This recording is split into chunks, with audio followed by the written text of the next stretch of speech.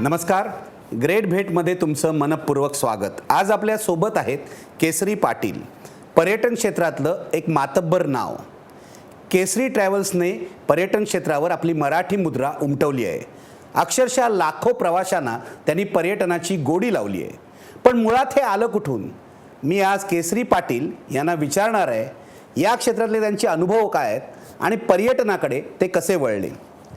केसरी भाऊ, एक तर खूप वर्षांनी मी तुमची मुलाखत घेतली, खूप आधीच घ्यायला पाहिजे होती, पण मला केसरी ट्रॅव्हल्सचा हा जो सगळा प्रवास आहे गेल्या 32 वर्षातला, तो थक्क करणारा वाटतो।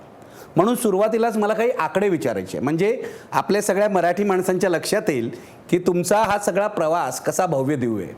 मला हे विचारायचं आहे, केसरी ट्रॅव्हल्स ही कंपनी तुम्ही 1984 साली काढलीत, आज 32 वर्षामध्ये किती टर्नओव्हर झाला हिचा? 850 कोटीचा टर्नओव्हर आहे। 850 कोटीचा टर्नओव्हर आहे आणि तुम्ही किती प्रवाशांना पर्यटनाला नेलत? साधारणपणे 12 लाख आणि त्याहीपेक्षा जास्त इतके प्रवासी केसरीमधून प्रवास करून गेले। लक्षात घ्या, 12 लाख प्रवाशांना त्यांनी पर्यटनाला नेलंय। हे आकडे 850 कोटीची आता कंपनी आहे केसरी ट्रॅव्हल्सची, हे आकडेच मराठी माणसाच्या दृष्टीने थक्क करणारे आहे। माझ्या मते केसरी पाटील ही फक्त महाराष्ट्रातली नाही तर देशातली इतका मोठा टर्नओव्हर असलेली ही एकमेव नसली तरी सुद्धा महत्त्वाच्या कंपन्यांमधली कंपनी असेल। केसरी भाऊ, मला तुमच्या पहिल्या प्रवासापासून सुरुवात करायची। याचं कारण असं आहे की तुम्ही मुळातले शिक्षक, तुम्ही पर्यटनाकडे वळलात, एक शिक्षक माणूस, आणि त्याहून तुमचा विषय होता शेती। शेती शिकवणारा एक शिक्षक पर्यटनाकडे कसा वळला? शिक्षक असल्यामुळे शिक्षकांनी विद्यार्थ्यांच्या टूर्स नेणं वगैरे, म्हणजे तो प्रवास माझा बोर्डीपासून सुरू होता। मी बोर्डीच्या हायस्कूलमध्ये सुद्धा 1 वर्ष शिक्षक होतो। त्यानंतर मग विद्याभवन। तुमचं गाव पालघर जवळ? हां, पालघर जवळ मथाणे, आणि इथून तुमचा प्रवास सुरू झाला? इथून प्रवास सुरू झाला। तर असं करत करत अनुभव गाठीशी होताच, पण इतिहास भूगोल हे माझे आवडीचे विषय होते, ते ह्या पर्यटन व्यवसायाला पूरक अशा तऱ्हेचे विषय होते। आणि त्या कॉन्फिडन्सवर मी पुढे पाऊल टाकलं। पहिलं पाऊल पडणं महत्त्वाचं असते, ते 1984 साली मी पुढे पाऊल टाकलं। लोकांच्या गरजा काय आहेत, लोकांना पर्यटनाची हौस काय आहे, त्या तऱ्हेने त्यांना इन्फॉर्मेशन काय द्यायला हवी, ह्या सगळ्या गोष्टी लोकांना आवडत गेल्या। मी सांगत गेलो, त्यांना आवडत गेल्या, आणि जसजसं त्यांना आवडते हे पाहून माझा कॉन्फिडन्स वाढत गेला। आणि मग आपण आपली एक संस्था का तयार करू नये? पूर्वीचा अनुभव पाठीशी होता, बाकीचं काही भांडवल नसलं तरी एक्सपिरियन्स आणि अनुभव हा पाठीशी असल्यामुळे मी एकदम उडी घेतली 1984 साली, आणि एक स्वतंत्र संस्था मी निर्माण केली। आणि ती निर्माण करीत असताना माझ्या पाठी सुनीता पाटील आणि माझी 4ही मुलं त्यावेळेला शिकत होती। पण हे धाडस केलं, पहिलं पाऊल टाकलं एडमंड हिलरीने, त्यावेळेला तो एव्हरेस्ट चढू शकला। आज आपण पहिलं पाऊलच टाकायला घाबरलो तर आपल्याला आयुष्यात काही शक्य होणार नाही, अशी एक खुणगाठ आम्ही दोघांनी बांधली मनाशी। आणि राजीनामा, पूर्वीच्या संस्थेतून राजीनामा दिला, आणखीन मी सरळ माझी स्वतंत्र। मी असं वाचलंय की तुम्ही 1984 साली केसरी ट्रॅव्हल्सची संस्था काढलीत, तेव्हा तुम्ही 50कडे आलेला होतात। सर्वसाधारणपणे 50त नवी संस्था सुरू करणं, नवी कंपनी सुरू करणं आणि नवे व्यवसाय सुरू करणं असं धाडस कोणी करत नाही, तुम्ही ते केलं। काय तुमची तेव्हा मानसिकता होती? आपण 50कडे आलोय, हे करावं का नाही करावं, काय मनात होतं तुमच्या? माझं मन मला सारखं सांगत असे की पाठीशी प्रचंड अनुभव टुरिझमचा असताना सुद्धा आपणाला आपल्या स्वतःच्या काय आयडियाज राबवता येण्यासाठी माझी स्वतःची एक संस्था का असू नये, हा मनात एक चलबिचल माजवून देणारा असा विचार सातत्याने मला खुणावत होता। आणि त्याला साथ दिली आमच्या सुनीता पाटीलने। आपण सुरू करूया ना, सुरुवात तर केली पाहिजे, आणि अशा पद्धतीने ते मी 8 जून 1984ला माझी स्वतःची कंपनी साजरी केली 10 बाय 10च्या रूममध्ये. बरोबर आहे. ही कंपनी तुम्ही सुरू केलीत आणि गेल्या 32 वर्षात एवढा मोठा तुमचा टर्नओव्हर झाला आहे. मी तुम्हाला आणखीन मागे घेऊन जातो, अगदी तुमच्या गावात घेऊन जायचं आहे मला, कारण तुमची जडणघडण खूप महत्त्वाची आहे. मला गावापासून सुरुवात करायचं आहे, तुमच्या कुटुंबापासून. तुमचं कुटुंब हे काय पर्यटनातलं कुटुंब नव्हतं. त्या मथाने गावातलं एक कुटुंब होतं. तुमचे वडील हे समाजकार्यकर्ते होते, समाजकारणाशी संबंधित होते. काय कौटुंबिक तुमची पार्श्वभूमी होती?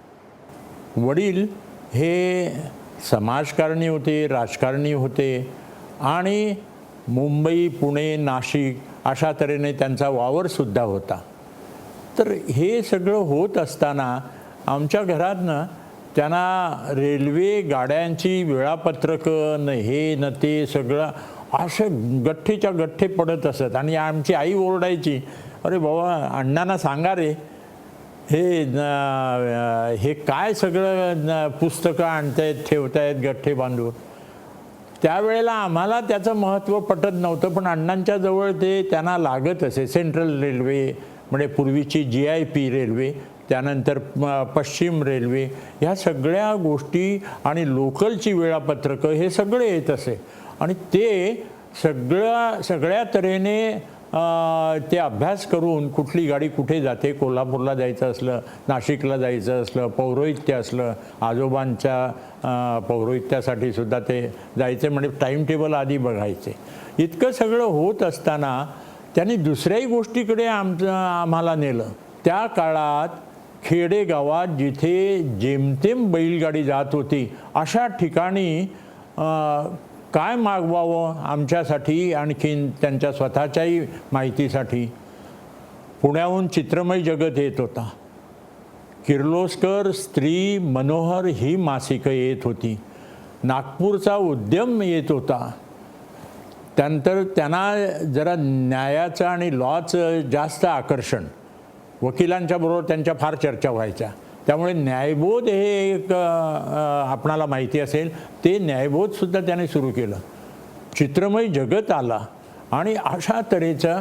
इतकंच नाही, पावा गाडगिळांचा लोकमान्यसुद्धा पोस्टाने सुरू केला. टिळकांच्यावर त्यांची आत्यंतिक भक्ती, त्यांनी केसरी पुण्याहून मागवण्याचं केलं. हे सगळं जे काही जनरल नॉलेज जे होतं, आणि मग त्याच्यातल्या अनेक गोष्टी ते आम्हाला सांगत असत, वाचून दाखवत असत काही महत्त्वाच्या गोष्टी. आणि त्यामुळे आम्ही खेड्यात राहत असलो तरी आम्हाला वडिलांनी जाणवू दिलं नाही, तुम्ही खेड्यात आहात म्हणून तुमच्यात काही न्यूनगंड न राहता तुम्ही ज्ञानसमृद्ध झालं पाहिजे, अशी जी काही त्यांची धारणा होती, त्या धारणेचा आम्हाला खूप मोठा फायदा झाला. आईने कष्ट दिले, पण वडिलांनी ह्या सगळ्या गोष्टी दिल्या. इतकंच नाही तर ताजमहाल हॉटेलपासून मुलं लांब राहू नयेत म्हणून आम्हाला ताजमहाल हॉटेलपर्यंत नेलं, ते दाखवलं आणि तिथला चहा प्यायला लावलं आम्हाला. तुम्ही एवढ्या लांबून पालघरहून मुंबईला आला ताजमहाल हॉटेल बघायला? ताजमहाल हॉटेल बघायचं, मग काय तर तिथे घेतलं पाहिजे काहीतरी. आणि त्या तऱ्हेने ताजमहाल हॉटेलसारखी क्वालिटीसुद्धा आमच्या मनावर बिंबवली. म्हणजे क्वालिटी, वाचन, ह्या सगळ्या गोष्टी त्यांच्याकडून आहिस्ते आहिस्ते येत राहिल्या. म्हणजे सांस्कृतिकदृष्ट्या वडिलांनी तुम्हाला समृद्ध केलं. मगाशी तुम्ही म्हणालात तुम्हाला वडिलांनी ताजमहाल हॉटेल दाखवायला मुंबईला आणलं आणि तिथे चहा पाजला. त्यावेळेला आता तुम्ही 5 स्टार हॉटेलमध्ये तुमच्या पर्यटकांना ठेवता, सगळ्या जगभर फिरता. त्यावेळेला जेव्हा पहिल्यांदा तुम्ही ताजमहाल हॉटेल पाहिलं तेव्हा काय मनात आलं होतं तुमच्या? वडिलांना वाकून मी नमस्कार केला. लहान होतो अगदी, पण अण्णांनी आम्हाला ताजमहाल हॉटेलमध्ये आणलं, तिथे चहा दिला. कारण त्यावेळेला चहाची किंमत फार होती ना, म्हणजे तो खेड्यातल्या एका माणसाने आणून द्यायचा. बरं, बसायला निमित्त पाहिजे म्हणून चहा मागवला. तर अशा पद्धतीने का कुणास ठाऊक, पण मला वाटलं की एवढं मोठं हॉटेल आणि इथे गेटवे ऑफ इंडियाच्या समोर दाखवलं. गेटवे ऑफ इंडिया वगैरे आम्हाला काही समजत नव्हतं त्यावेळेला तेवढ्या प्रमाणात, पण तरी देखील ह्या ठिकाणी आणलं आणि आम्हाला ते दाखवलं. आम्ही त्याच ठिकाणी एक मनात कुठेतरी कृतज्ञता जागृत झाली आणि वडिलांचं हे जे पुढारलेपण आहे ते आमच्या मनावर बिंबलं गेलं. त्यांचे विचारसुद्धा त्याच तऱ्हेने पुढारलेले होते. भूत पिशाच्च ह्यांना ते अजिबात दाद देत नव्हते. अण्णांचं सार्वजनिक सामाजिक कामं करीत असताना ज्या गोष्टीमुळे काही विरोधही निर्माण झाले तर त्यावेळेला भुताटकी करण्यासाठी जमिनीत आपणाला हा सगळा प्रकार माहिती असेल, लिंबू आणि मिरची गाढून ठेवली जात असत. ही रावजी पाटलांचं त्याला खतम करण्यासाठी म्हणून अशा तऱ्हेने जी गाढून ठेवली जात असत तर वडील सकाळी उठल्यानंतर ती काढायची आणि अशी रस्त्यावर फेकून द्यायची. इतकं प्रचंड बळ त्यांच्या जवळ आधुनिकतेचं होतं. हे सगळं थोतांड आहे. ह्याच्या पाठी लागलो तर आपणाला गावची सुधारणा करता येणार नाही, समाजाची करता येणार नाही, देशाची नाहीच नाही.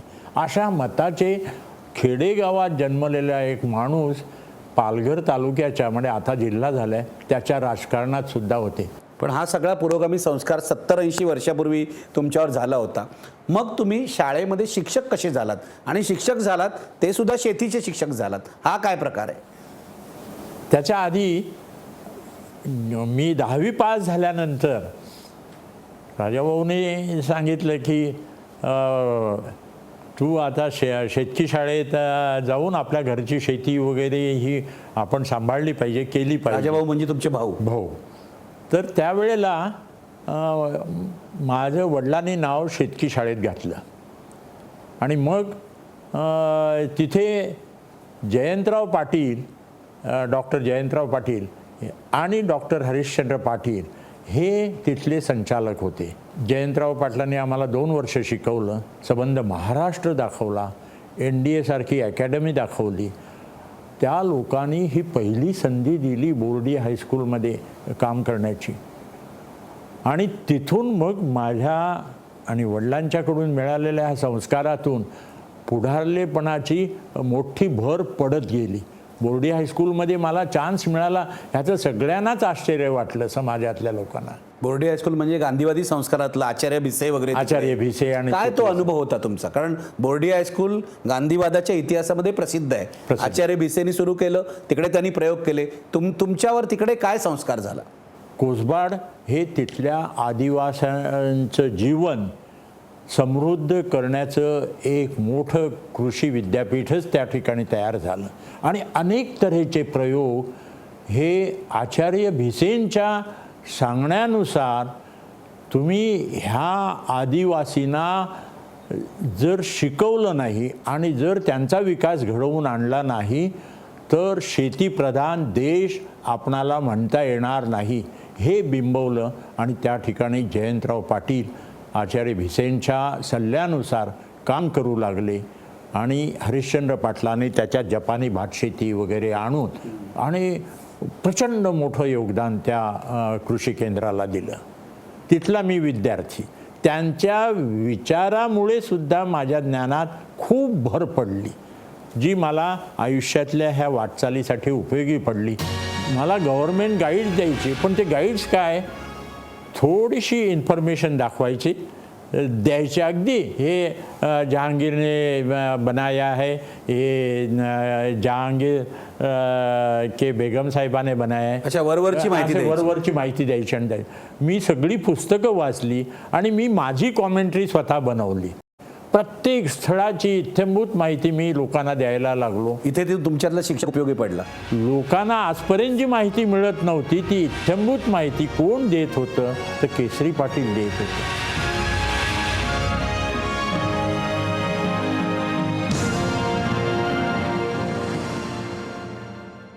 तुम्ही शेती शिक्षक होतात तेव्हा तुम्ही शेतीही करत होतात, तुमच्या घरची शेती करत होतात. आणि मी असं वाचलेलं आहे तुमच्या आत्मचरित्रामध्ये की तिथे तुम्ही काही प्रयोग केले शेतीचे. उदाहरणार्थ तुम्ही कारल्याची शेती घेतलीत, ती बघायला वेगवेगळे पर्यटक तिथे यायचे. हा काय प्रकार होता? त्याचं कारण असं की कारल्याची शेती ही फक्त वसई तालुक्यातच प्रसिद्ध होती.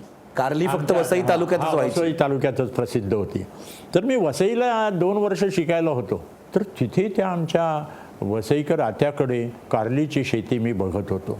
आणि मग मी जेव्हा शेती करायला घेतली तर आपण हा प्रयोग का करू नये? कारल्याची शेती आपण वसईकरांच्याकडून आपल्या शेतात का आणू नये? असा एक सहज शेतकरी म्हणून विचार केला आणि मला नॉलेज मिळालंच होतं बोर्डीकडून, कोसबाडकडून. तर मी ती सक्सेसफुल केल्यानंतर आजूबाजूचे खूप शेतकरी ते पाहायला येत असत. अरे कारली आपल्या भागात पालघर तालुक्यात कुठेच नाहीत, केसरी पाटलांनी कशी काय सक्सेस केली आहे, असा एक मनाशी विचार घेऊन ते कौतुकाने येत असत. म्हणजे तुम्ही अशा प्रकारे शेतीत प्रयोग करत होतात, काही काही प्रयोग यशस्वी होत होते, लोकांचं कौतुक तुम्हाला लाभत होतं, शेती हा विषयसुद्धा शिकवत होतात. असं असताना तुम्ही पर्यटनाकडे वळलात. हा प्रवास मला जाणून घ्यायचा आहे. कारण शेती आणि पर्यटन अर्थार्थी काही संबंध नाही, अर्थार्थी काही, पण तुम्ही पर्यटनाकडे वळलात. बरोबर आहे. त्याचं कारण शेती करता करता मी एका संस्थेत, भावाच्या संस्थेत काम करीत होतो आणि त्या ठिकाणी फावल्या वेळात वेकेशन्स येत असतील त्यावेळेला मी त्यांच्या टूर्स घेऊन जात असे. भावाला वाटायचं की केसरीच्या पाठी बोलण्याची ताकद आहे, इन्फॉर्मेशन देण्याची ताकद आहे, भूगोल आणखीन इतिहास विषय त्याचे चांगले आहेत. त्यांनी माझ्यावर टूर सोपवायची, मी ती फतेह करून आणायची, यशस्वी करून आणायची. अशा कार्यक्रमात मी गुरफटलं गेलो आणि ही गोष्ट साधारणपणे 63-64 सालापासून शाळेला सुट्टी असताना तुम्ही टूर्स घेऊन जायचे. टूर्स घेऊन जायचो. म्हणजे तिकडे काय पूर्ण वेळ तुम्ही त्यावेळेला नव्हता? त्यावेळेला नव्हतो. भावाने एकदा सांगितलं की केसरी पूर्ण वेळ का देत नाहीस तू? आपण ही संस्था आपण खूप मोठी करू. थोडंसं आमिषासारखं होतं ते. मला वाटलं की खरंच, पण तुला पूर्ण वेळ देण्यासाठी शाळा सोडावी लागेल आणि मग बाकीच्या सगळ्या काही गोष्टी असतील त्या वगैरे आपण नंतर रीतसरपणे बसून करू. त्यावेळेला ना खेडेगावात वगैरे नोकरी ही एक रोजची भाकरी आहे हा एक विषय होता. म्हणून ती नोकरी सोडू नये हा एक विचार गाठीशी आई वडिलांच्या आणखीन सुनीतालासुद्धा वाटत होतं. पण मी त्यांची थोडीशी नाराजी स्वीकारून मी नोकरीचा राजीनामा दिला आणि 67 सालापासून तर मला इथे तुम्हाला 83 सालापर्यंत, बरोबर आहे, 67 सालापासून 82 सालापर्यंत तुम्ही राजा पाटील यांच्याबरोबर काम केलं. मला एक गोष्ट सांगा, त्यावेळेचं पर्यटन कसं होतं? म्हणजे सुट्टीमध्येच फक्त ट्रॅव्हल कंपन्या चालायच्या की काय होतं? पर्यटन कसं होतं? का फक्त देवाधर्माच्या ठिकाणी लोक जायचे? हो, खरं म्हणजे त्या काळात पर्यटन जगाच्या तुलनेत आपल्या देशातलं पर्यटन हे बाल्यावस्थेत होतं.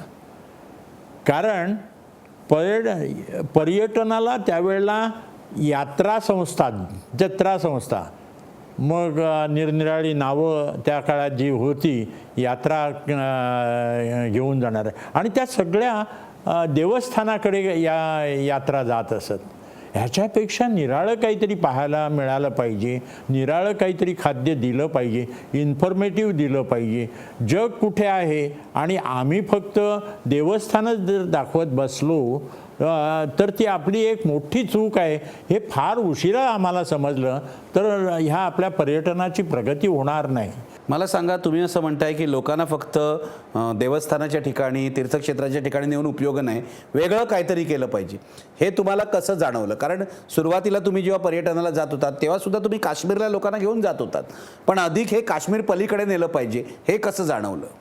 आसपासचे जे देश आहेत, मग ते सिंगापूर, त्यानंतर हे थायलंड, मलेशिया सुद्धा नुकताच स्वतंत्र झालेला असा देश होता.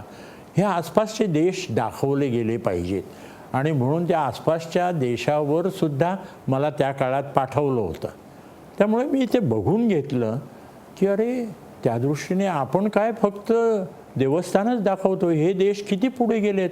माझ्या मनावर एक सतत जाणवलं की सिंगापूरसारखा देश हा केवळ ट्रेडिंगवर, म्हणजे व्यापारी मुद्द्यावर पुढे जातो आणि जगातला सगळा टुरिस्ट तो आपलासा करतो. तर मग आपण निराळा विचार करायला पाहिजे त्यांच्यासारखा. हे छोटे छोटे देश, आमच्या एखाद्या जिल्ह्या एवढे मोठे असलेले देश, सिंगापूर वन सिटी नेशन, पण हे जर पुढे जात आहेत आणि काहीतरी टुरिस्टना अट्रॅक्शन म्हणून काहीतरी करू इच्छितात, तर मग आपल्या देशात समृद्धता भरपूर आहे. आपल्या देशात काश्मीर हे सर्व जगाला ललामूत झालेलं हे आहे, हे त्या काळात मला जाणवलं. तोपर्यंत काश्मीरला टूर्स जात नव्हत्या. हां, तोपर्यंत जात होत्या, पण फार थोड्या क्वचित प्रमाणात, फारच असं. थोड्या प्रमाणात. मग तुम्ही काय केलं, हे जाणवल्यावर काय केलं? काश्मीरच्या टूर्स भरपूर करायला घेतल्या आम्ही, कारण काश्मीर हा आमचा बालेकिल्ला बनला त्या काळात. काश्मीरला खूप टूर्स तुम्ही नेल्यात आणि तुमची अशी ख्याती आहे की काश्मीरला जावं तर केसरी पाटलांबरोबर.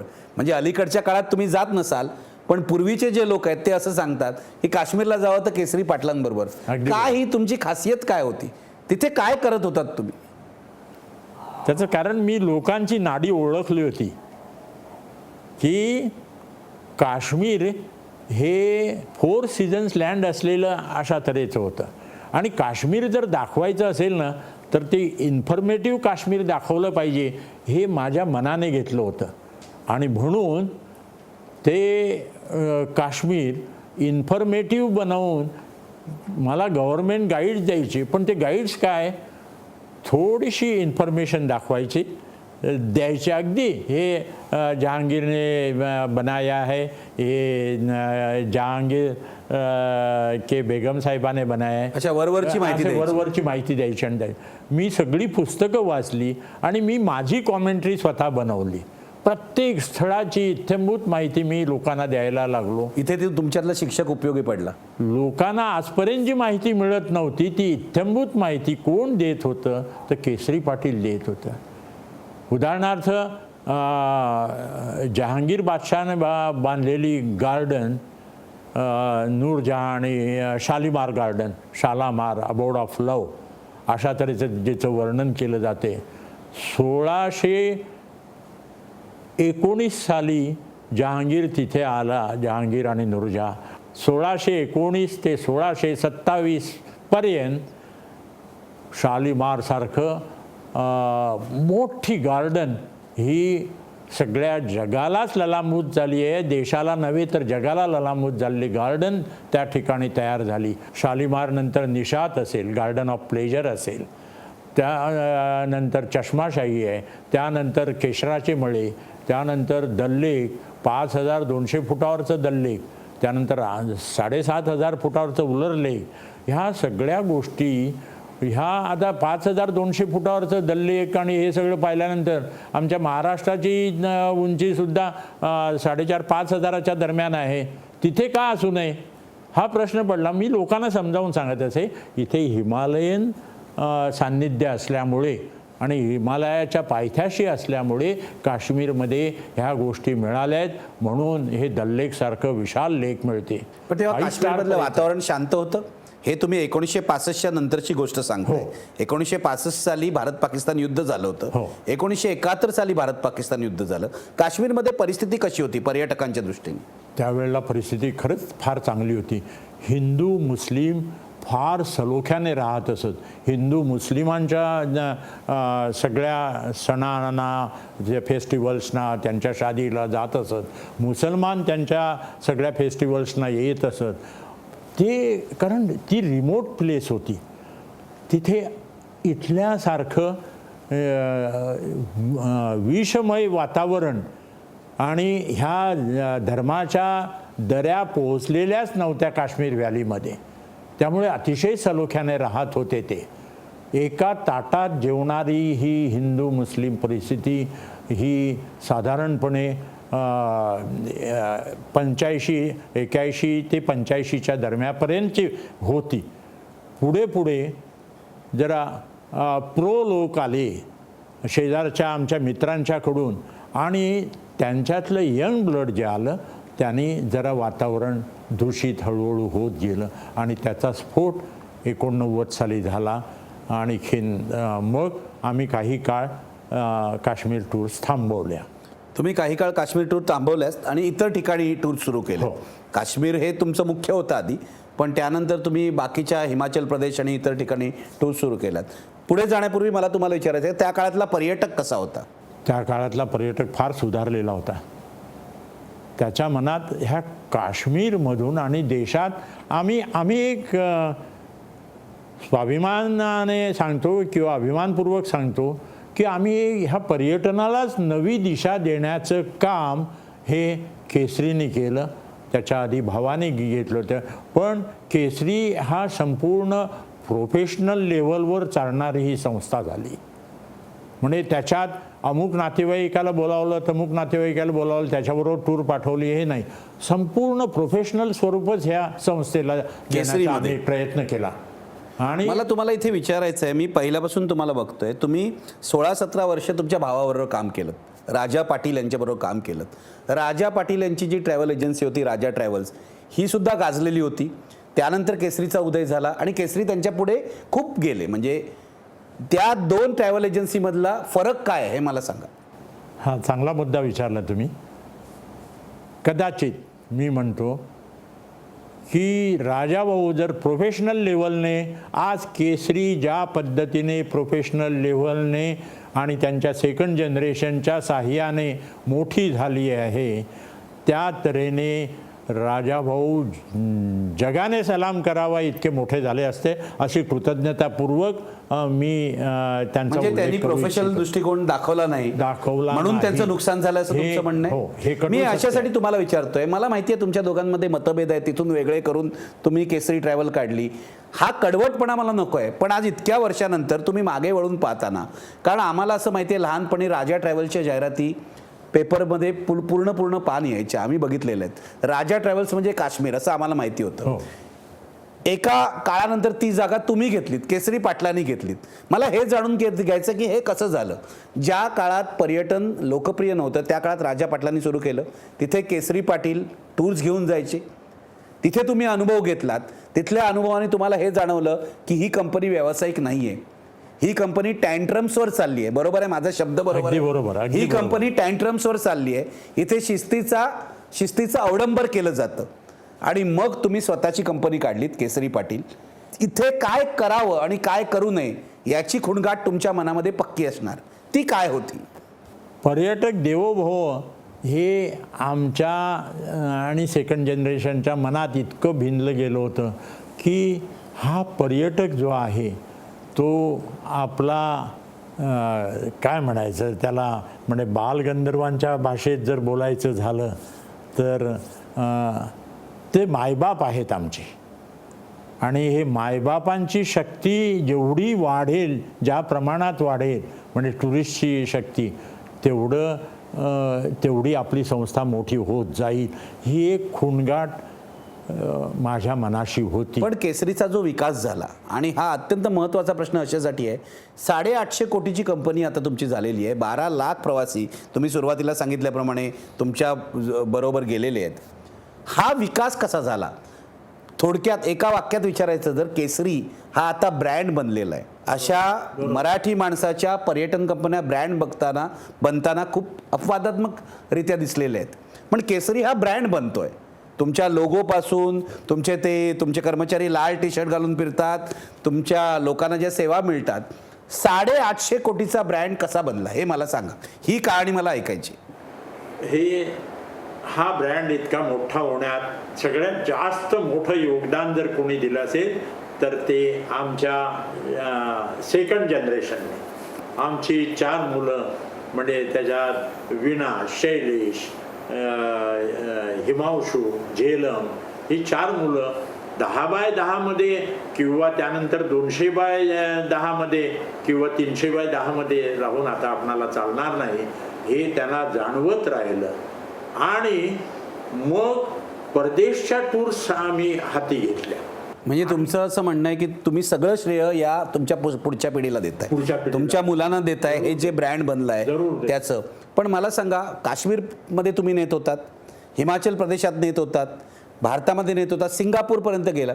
आज जे तुमच्या टूर्समध्ये दिसत आहे, तुमच्या खूप म्हणजे टूर्स जे आहेत त्याच्यामध्ये अनेक क्लासिफाईड टूर्स आहेत, स्पेशालिटी टूर्स ज्याला म्हणता येईल अशा टूर्स आहेत, हनीमून टूर्स आहेत, माय फेअर रेडी आहे.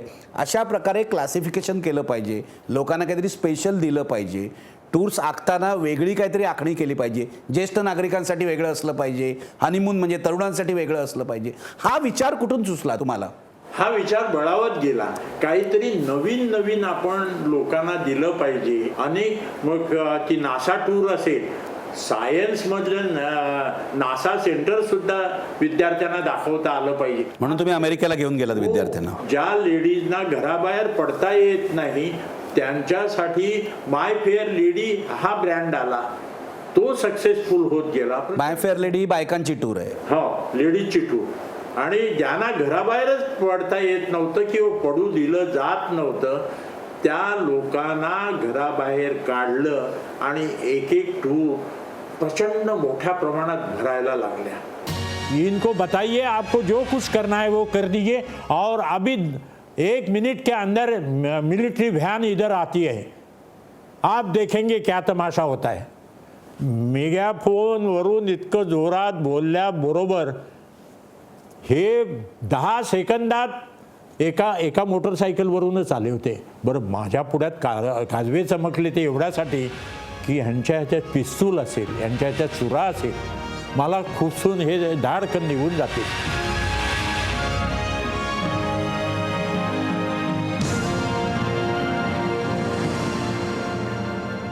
मला हे विचारायचं, हे सगळं तुम्ही सांगतात, एवढी तुमची पर्यटकांशी बांधिलकी आहे, पण या प्रवासात तुमच्यावर आलेला सगळ्यात वाईट प्रसंग कोणता? काश्मीरमध्ये माझा खून करण्याचा प्रयत्न झाला. खून करण्याचा. मी ही जी बारामुल्ला कॉमेंट्री सांगत असे त्यावेळेला केसरी भाऊ हा काश्मीरच्या सहलीतला मास्टरपीस आहे. तुम्ही जे सैनिकांच्या विषयी सांगितलं हे कोणीही मंत्री सांगत नाहीत, कोणीही संस्था सांगत नाहीत. ते सांगण्यात सैनिकांच्या विषयीचं असलेलं योगदान तुम्ही जे आज मोकळं करून सांगितलं, हॅट्स ऑफ टू यू असं ते म्हणत असत. खाली मी उतरलो, माझी कॉमेंट्री झाल्यानंतर खाली उतरलो. 3 युवकांनी मला गाठलं. भाई साहब, आप इधर क्यों आते हैं? हमारे फौजी भाइयों ने कश्मीर को बचाया, इसलिए इनके प्रति हम श्रद्धांजलि अर्पित करने के लिए, हैट्स ऑफ टू देम करने के लिए हम इधर आते.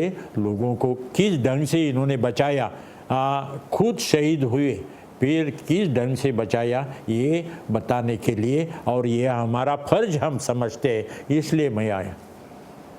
ते एकदम उसळले माझ्यावर.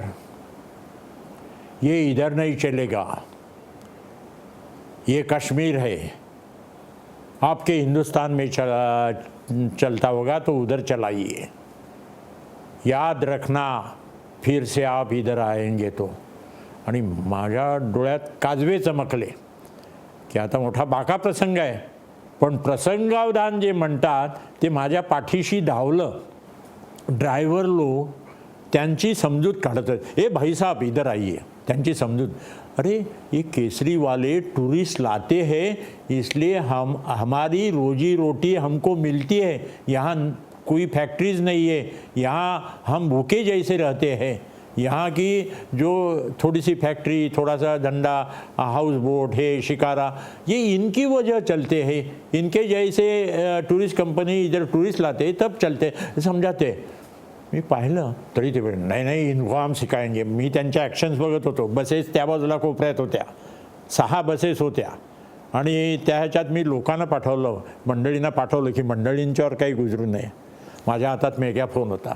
मला सुचलं ते झटकन आणि मी मेगाफोन, ड्राइवर भाई साहब इनको आप न समझाइए, मैंने यातायात 31 से मिलिट्री वैन मंगवाई है, आप इनको बताइए आपको जो कुछ करना है वो कर दीजिए और अभी 1 मिनट के अंदर मिलिट्री वैन इधर आती है, आप देखेंगे क्या तमाशा होता है. मेगाफोनवरून इतकं जोरात बोलल्याबरोबर हे 10 सेकंदात एका मोटरसायकलवरूनच आले होते. बरं, माझ्या पुढ्यात काजवे चमकले ते एवढ्यासाठी की ह्यांच्या ह्याच्यात पिस्तूल असेल, यांच्या ह्याच्यात चुरा असेल, मला खुपसून हे धाडकन निघून जातील. मग उसनं अवसान आणलं पाहिजे ना. हे उसनं अवसान त्या ठिकाणी मला उपयोगी पडलं. आणि मिलिटरी व्हॅन आणि ती येते आहे न फौजी येत आहेत, कारण मिलिटरीचं आणि त्या प्रो जनतेचं अतिशय वाकडं असायचं. कुठलाही काही गदारोळ झाला आणि कुठलाही काही दंगाधोपा झाला, हे मिलिटरी की वजह हुआ, अशा तऱ्हेने मिलिटरीविषयी अत्यंत विखारपणे बोलणारी ती मंडळी. झटकन 5 मिनिटात माझ्या जीवावर बेतणारा हा प्रसंग होता. तो ह्या प्रसंगावधानाने मी निभावला. आणि नंतर लोक विचारायला लागले, केसरी भाऊ काय झालं कळलंच नाही आम्हाला. मी रात्रीच्या जेवणाच्या वेळेला तुम्हाला किंवा नंतर खास मिटिंग घेऊन कॉमेंट्रीमधून सांगतो हा काय इथे सांगण्याचं आता हे स्थळ नाही, आता आपणाला निसटलं पाहिजे इथून. आणि असं करून सगळ्या बसेस सोडल्या.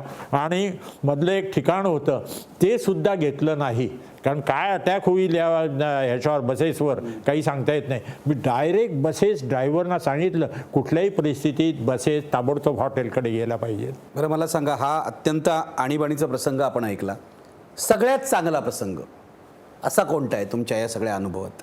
सगळ्यात चांगला प्रसंग म्हणजे ह्या काश्मीर आणि हळदी घाटी इथला.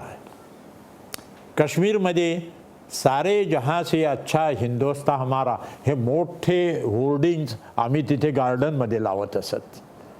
त्यावेळेला ऊर भरून येत असे की आम्ही आज ह्या काश्मीरमध्ये सारे जहाँ से अच्छा हिंदुस्तान हमारा हे लोकांच्या मनावर बिंबवण्याचं देश कार्य करतात. हे आम्हाला आत्मिक समाधान, हे मोठं आत्मिक समाधान आहे असं तुम्ही म्हणताय. एकदा तुमच्या टूर बरोबर पु ल देशपांडेही आले होते. हो, तो किस्सा तुम्ही तुमच्या आत्मचरित्रात दिलाय, तो काय किस्सा आहे? पु ल देशपांडे ज्या वेळेला येत आहेत असं म्हटल्यानंतर त्यावेळेला पठाणकोट जंक्शनवरून गाड्या टर्मिनेट होत असत. जम्मू झालेलंच नव्हतं. नंतर मग जम्मू स्टेशन आलं. पठाणकोटवरून तिथे काश्मीरमध्ये जायचं. पठाणकोटवरून श्रीनगरला जायचं, काश्मीरला जायचं. आपले ज्यांना तिथे मरण आलं, श्यामाप्रसाद मुखर्जी, त्या श्यामाप्रसाद मुखर्जींना अडवलं, तुम्हाला जाता येणार नाही. का नाही जाता येणार? हा देश आमचा आहे, आम्हाला पुढे गेलंच पाहिजे. म्हणून ते श्यामाप्रसाद मुखर्जी ह्याचा निषेध करण्यासाठी ह्या तऱ्हेने गेले, आणखीन पुढे. तर तशाच तऱ्हेने ह्याच्यावरनं जाताना पु ल देशपांडे हे लोकांच्या भावना अशा होत्या. आता बघा फुलं येत आहेत ना, आता राजाभाऊ बघा, त्यावेळेला राजाभाऊ आणि मी पठाणकोटला होतो. आता बघा फुलं बघा पुढच्या सीट्स मिळतील. फुलं बघा चेन स्मोकर आहेत, त्यांच्या संबंधी काय करतायत? तर त्यांना पु ल देशपांडेंना सुद्धा त्यांच्या बुकिंगनुसार ज्या सीट्स होत्या त्याच दिल्या गेल्या, त्याने ॲक्सेप्ट केल्या. त्यानंतर हे स्मोकिंग बसमध्ये केलं नाही, पण बस कुठे थांबली की ताबडतोब जाऊन स्मोकिंग करून ते यायचे. पुलंने शेवटपर्यंत ती शिस्त पाळली सगळ्या तऱ्हेची. कुठेही आमच्या शिस्तीला फाटा देऊन पुलं वागले नाही. हे म्हणून पुलंना आम्ही मोठं म्हणतो. तुम्हाला असं वाटलं की आपल्याला हक्काचा वाटा मिळत नाही? माझी भावना तशी नव्हती, पण तुमच्या मुलांची होती. हां, पण आम्हाला ह्याच्यात काहीतरी हक्काचं मिळायला पाहिजे अशा तऱ्हेची धुसफूस सुरू होती. वीणा पाटील वेगळ्या झाल्याची खंत आहे.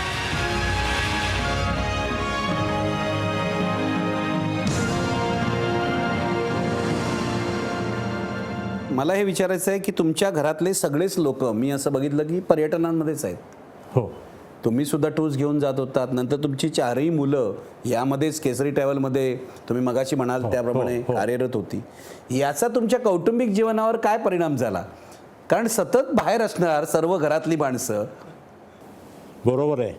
आम्हाला ना आमचे वाढदिवस साजरे करता आले, सगळ्यात एकत्र राहून ते करता येत नव्हते.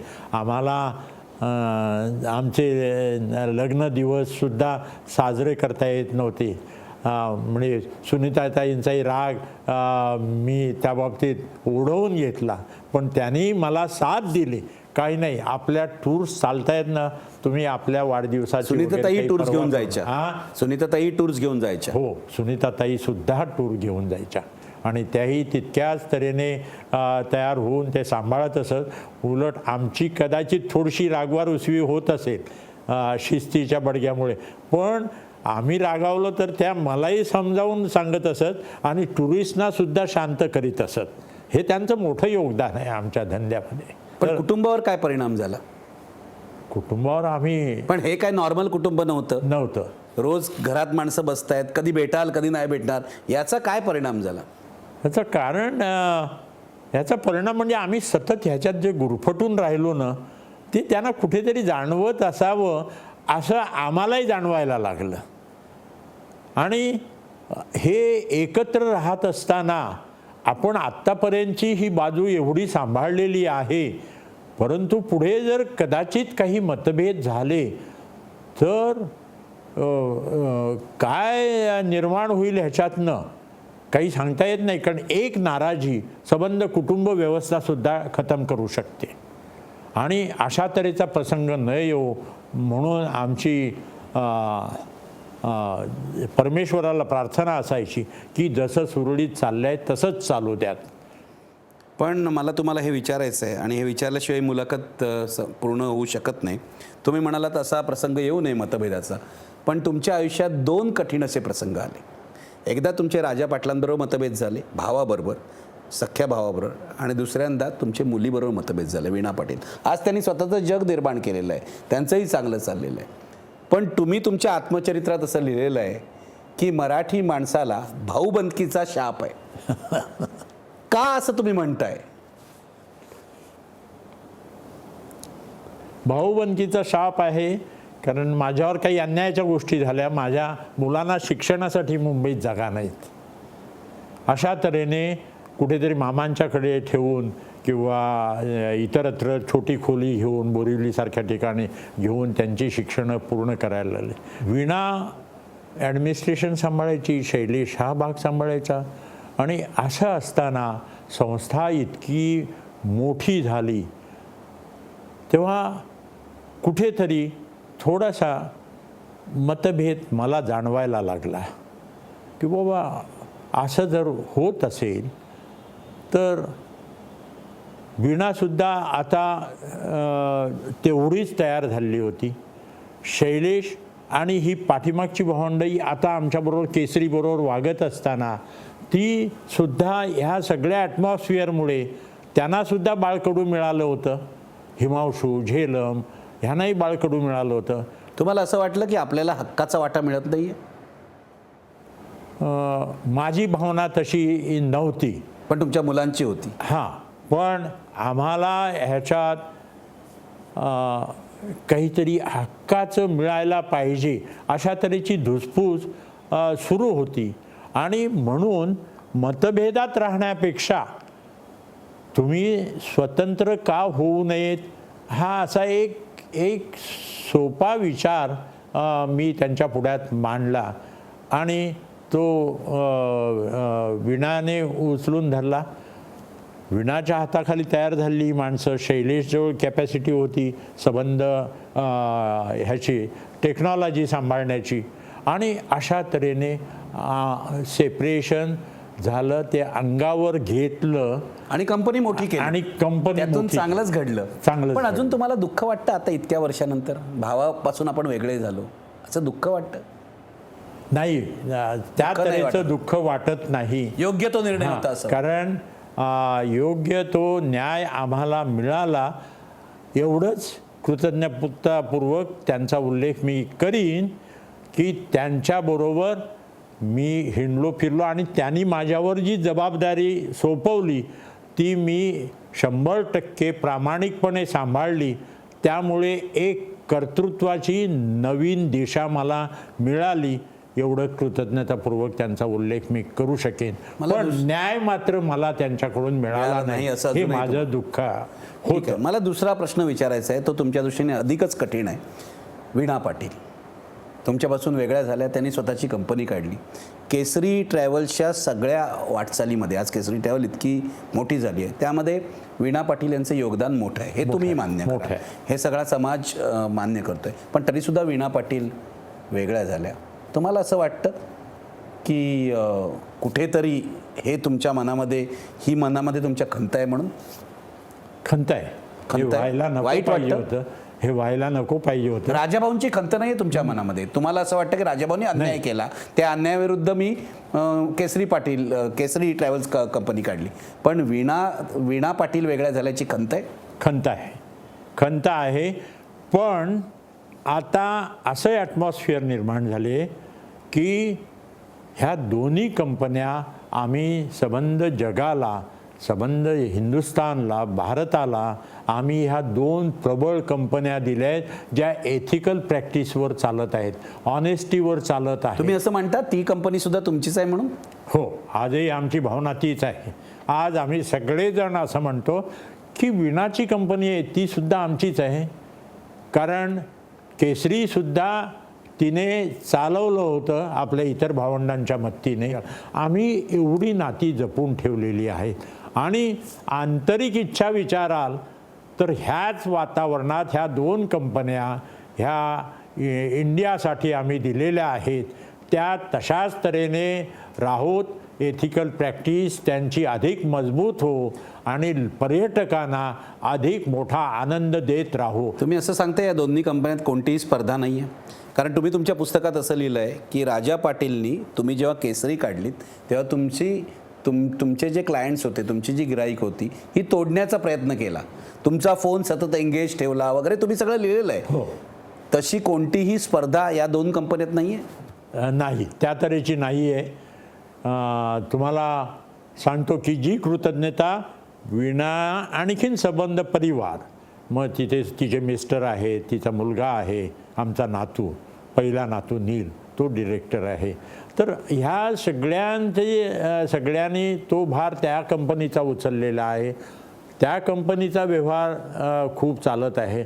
आजही आमची ही सगळी मुलं सेकंड जनरेशन म्हणते, ह्या दोन कंपन्या आम्ही ज्या दिल्या आहेत ह्याच्यामध्ये आज आम्ही एथिकल प्रॅक्टिसेस इतक्या पॉवरफुली सांभाळलेल्या आहेत की आमचे जे सप्लायर्स आहेत त्या सप्लायर्सना त्यांच्या मागणीचे चेक्स आमच्या टूर सुरू होण्याच्या आधी जातात आणि त्या सगळ्या व्यवस्था आम्ही बांधून ठेवतो. ह्या प्रॅक्टिसेस दोन्ही कंपन्याकडे आहेत. आता आम्हाला समाधान काय आहे तर जी प्रॅक्टिस इथे सुरू झाली होती तीच प्रॅक्टिस दुसऱ्या कंपनीने सुद्धा त्याच मोठ्या ईर्षेने, त्याच मोठ्या पॉवरफुली ती सांभाळते. ह्याच्यात प्रचंड मोठं आम्हाला समाधान आहे. कारण मला असं दिसतंय की दोन्ही कंपन्या तुम्हाला स्वतःच्याच वाटते. अगदी बरोबर आहे. हे मला खोडताच येणार नाही, माझ्या सेकंड जनरेशनला सुद्धा खोडता येणार नाही. त्याच तऱ्हेने ह्या कंपन्या चालू आहेत आणि तीच प्रॅक्टिस चालू आहे, तीच ऑनेस्टी चालू आहे. आणि त्याच गोष्टी आज लोक इतरांच्याकडे बोलून दाखवतात. जे प्रवासी 40 ट्रिप्स केले आहेत ते बोलून दाखवतात, तेव्हा ते खरं आमचं मार्केटिंग आहे हो. हे जेव्हा दुसऱ्यांच्या तोंडावर बोलणार. पण मग खंत कसली आहे तुमच्या मनात? जे थोडंसं एक माणूस म्हणून असं वाटते ना की जी कंपनी आम्ही 29-30 वर्ष सांभाळली एकोप्याने, ती थोडंसं एकत्र राहायला पाहिजे. हां, सगळे ते एकत्र तसं राहायला पाहिजे होतं. पण ते आज तसं न राहता सुद्धा मी चांगलं समाधानी आहे. तो ह्या चांगल्या गोष्टीमुळे मी समाधानी आहे. मला मुलाखतीच्या शेवटी तुम्हाला विचारायचं आहे, तुम्ही एक अकॅडमी सुद्धा काढली आहे, केसरी टुरिझम अकॅडमी. हो. काय हेतू आहे तुमचा? टुरिझम विषयीचं ट्रेनिंग हे त्याच्यातनं मिळालं पाहिजे. टुरिस्टना त्यांना इन्फॉर्मेटिव्ह नॉलेज देता आलं पाहिजे. टुरिस्टच्या अडचणी आहेत त्याला आपणाला सामोरं जाता आलं पाहिजे. म्हणजे ह्या ज्या काही बेसिक गोष्टी आहेत त्याच्यात आपण कमी पडू नये म्हणून त्या अकॅडमीमधून आम्ही आपलं माणूस आज जे जगासमोर आहे तो टूर मॅनेजर आम्ही तयार करीत असतो त्याच्यातून. आणि त्याच्यातनं प्रचंड मोठा प्रतिसाद आम्हाला मिळाला. आता यंग जनरेशन ज्यावेळेला आमच्याकडे येते त्यावेळेला ते काहीतरी त्यांच्याकडे सुद्धा आम्ही सहानुभूतीने बघतो हे यंग जनरेशन आज कुठल्याही परिस्थितीत एखाद्या आजीला किंवा आईला किंवा म्हाताऱ्या गृहस्थांना किंवा गाडीतनं उतरताना बसमधून उतरताना त्यांची बॅग उचलता येत नाही, त्यांच्याकडे धावत जातो. काका तुम्ही नका उचलू, मी उचलतो, मी घेऊन जातो, तुम्ही बॅग माझ्याकडे सोडा, बसपर्यंत तुमच्या बॅग येईल. ही जी आपुलकीची जाणीव आहे हे ह्या ट्रेनिंग कोर्समधून आम्ही त्यांना शिकवतो. तुम्ही टुरिस्ट ह्याला मायबाप माना आणि त्याला सर्व्हिसेस द्या, तरच ते टुरिस्ट आपलेसे होतील, तरच आपला धंदा मोठा होईल, पर्यायाने तुम्ही मोठे व्हाल. मला सांगा, आता केसरी ट्रॅव्हल्स इतकी मोठी झालेली आहे, 600-700 लोक तुमच्याकडे काम करतात, 850 कोटी सुरुवातीला तुम्ही सांगितलं त्याप्रमाणे उलाढाल आहे. कुठे आणखीन पुढे कुठे जायचं आहे तुम्हाला? पुढचं चित्र काय बघताय तुम्ही? पुढे आता टेक्नॉलॉजी एवढी फास्ट चालली आहे, जर चान्स मिळाला तर आम्हाला चंद्रावर सुद्धा किंवा मंगळावर सुद्धा आम्हाला आमच्या शक्य झालं तर चंद्रावर किंवा मंगळावरही तुम्ही टूर घेऊन जाणार. हो, आजही आमच्या सेकंड जनरेशनची ही ईर्ष्या आहे की मिळाला चान्स तर आपण त्यासुद्धा टूर्स काढू. आणि त्या तऱ्हेने ह्या दोन्ही कंपन्या एकत्रितपणे काम करत आहेत. कारण शेवटी लव्ह अँड वॉरमध्ये दोन्ही पार्टीज ह्या हरत असतात असं म्हटलं जाते. वॉरमध्ये दोन्ही पार्टी हरत असतात. कुठलाही किलमिश ठेवून आपण जर भांडत राहिलो तर आपणच आपल्या ह्याला ध्येयाला काहीतरी निराळी वाट लावून देतो आणि आपण तिथे हरतो. अशा तऱ्हेची एक स्ट्रॉंग मनाशी कल्पना आहे आमच्या, आणि म्हणून आमची तीसुद्धा इच्छा फलद्रूप होईल, आम्ही नाही म्हणत नाहीत. केसरी भाऊ, थँक्यू व्हेरी मच. तुम्ही हा सगळा प्रवास सांगितलात आणि सगळ्यात मला आवडली तुमची चंद्रावर किंवा मंगळावर जाण्याची कल्पना. जर तुम्ही तिथे टूर घेऊन जाणार असाल तर पहिला पर्यटक मी असेन, एवढं आजच तुम्हाला सांगून ठेवतो. Thank you very much. आज नाव नोंदलं मी तुमचं. Thank you very much. थँक्यू.